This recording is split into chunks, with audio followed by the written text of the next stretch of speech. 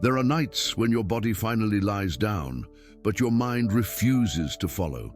The room is quiet, the lights are off, nothing is happening, and yet everything inside you feels alert, tense, unsettled. You close your eyes, hoping rest will come naturally, but thoughts arrive instead, unfinished worries, conversations you replay, fears you never say out loud, not loud enough to panic, just heavy enough to keep you awake. You prayed earlier, or maybe you tried, not with long words, just a quiet request. God, let me sleep. God, give me peace. God, please don't let my mind spiral again tonight. But nothing dramatic happened. No sudden calm, no emotional release, just silence. And in that silence, a question begins to form, not boldly but subtly. If God is near, why does this still feel so hard? You're not angry. You're not doubting in the loud sense. You're simply tired of carrying awareness when your body needs rest. Faith in moments like this doesn't disappear. It becomes quiet, thin, held together more by habit than by feeling. You still believe, but belief feels fragile when the night stretches on.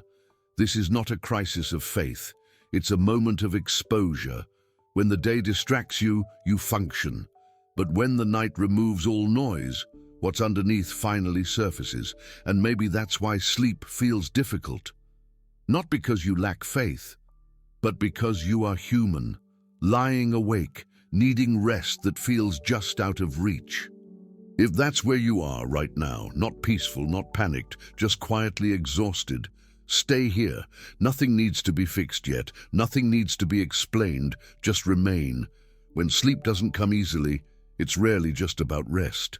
It's often about what the night exposes. There's a specific kind of tiredness that shows up after the lights are off. Not physical exhaustion, but the fatigue of being alert for too long, of carrying responsibility in silence, of holding yourself together all day, only to feel it loosen when no one is watching. Some nights, the fear doesn't even have a clear shape. It's not a single thought you can point to. It's a low tension in the chest, a sense that something could go wrong, even if you don't know what. Other nights it's disappointment, not dramatic disappointment, just the quiet kind. Prayers you whispered days ago that haven't shifted anything yet. Questions you stopped asking out loud because you don't want to sound ungrateful. There's also the weariness of discipline. You keep praying, you keep believing, you keep showing up. Not because you feel strong, but because stopping feels worse.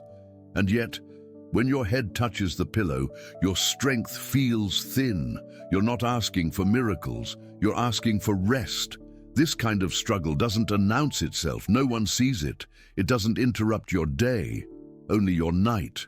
And that can make it feel isolating, as if everyone else sleeps peacefully while you lie awake, managing thoughts, managing fear, managing faith.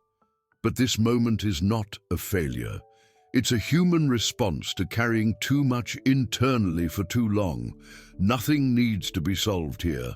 This block isn't about answers, it's about honesty. Naming what hurts doesn't make you weak, it simply tells the truth. When the night stays quiet, it's easy to assume something is wrong, not with the world, but with your connection to God. You prayed, you asked simply, and still nothing changed. No sense of reassurance, no warmth, no inner voice telling you everything will be fine. Just silence. And silence, when you're already tired, can feel heavy. It can feel like distance, like absence. But silence is not the same as abandonment. There are seasons when God doesn't speak loudly, not because he is far, but because something deeper is happening beneath the surface. Not correction, not punishment, formation. We often expect God to calm us by removing awareness, but sometimes he allows awareness to remain, not to harm us, but to teach us how little control we actually have. The silence of God doesn't demand more effort from you. It doesn't ask you to pray harder, feel more, or prove anything. It simply stays. And that can be uncomfortable, especially at night, when there are no distractions to soften it. But silence in Scripture is often where trust is shaped, Not the emotional kind, but the steady kind, the kind that rests without needing confirmation. This silence does not mean God has stopped guarding you. It means He is present without performance. You don't need to fill the quiet with words. You don't need to force peace into existence. Being awake in the silence does not mean you are unprotected. And feeling alert does not mean God is inactive. Some of God's deepest work happens when you are not conscious of it at all. Even when you hear nothing, even when you feel nothing, His watch does not pause.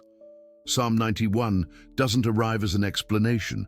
It doesn't correct your fear or demand stronger faith. It steps in quietly, like someone sitting beside you in the dark. It speaks to the parts of the night you don't control. He who dwells in the shelter of the Most High will rest in the shadow of the Almighty.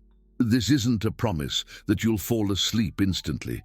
It's a reminder that rest doesn't begin with sleep. It begins with covering. The psalm talks about protection you don't have to manage, about refuge you don't have to stay alert to maintain, about a presence that continues its work even when your awareness is tired.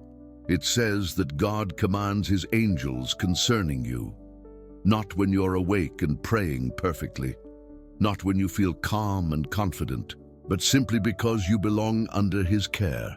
There is something deeply human about this psalm. It acknowledges danger without dramatizing it. It names fear without feeding it. Night is often when our sense of vulnerability increases. We notice how exposed we really are, how little control we have once we surrender to rest. Psalm 91 doesn't deny that vulnerability. It surrounds it.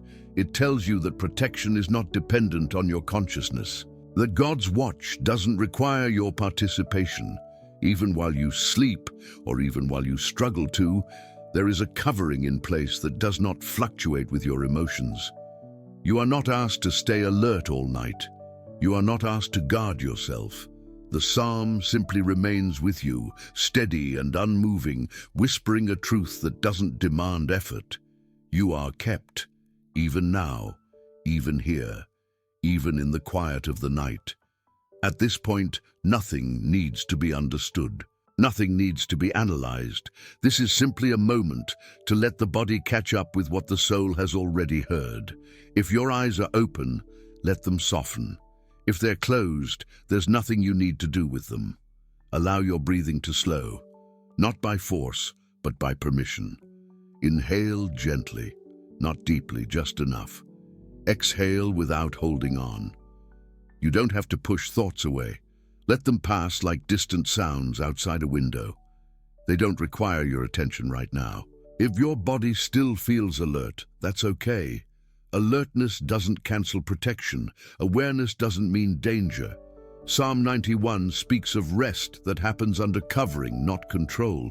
So you don't need to monitor yourself. You don't need to stay watchful.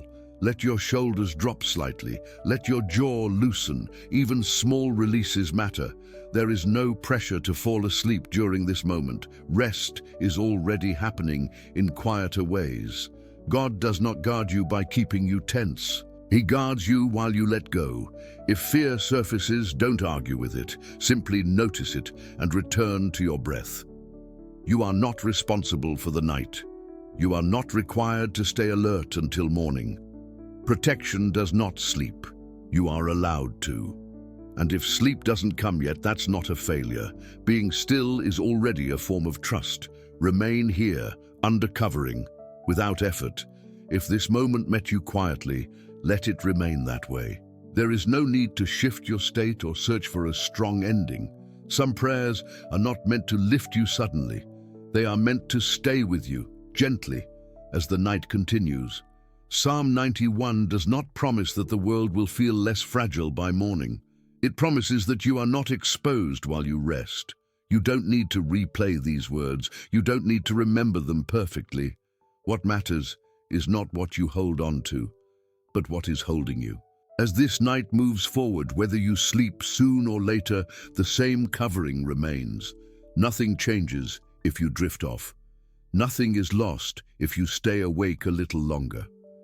This psalm walks at the pace of your body, not ahead of it.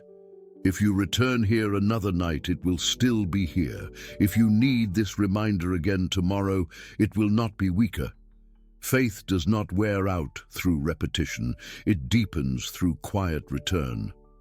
Let this be enough for now. Stay close, not out of urgency, but out of companionship. These psalms are not meant to be consumed. They are meant to be lived with. One night at a time, one breath at a time. Remain under covering.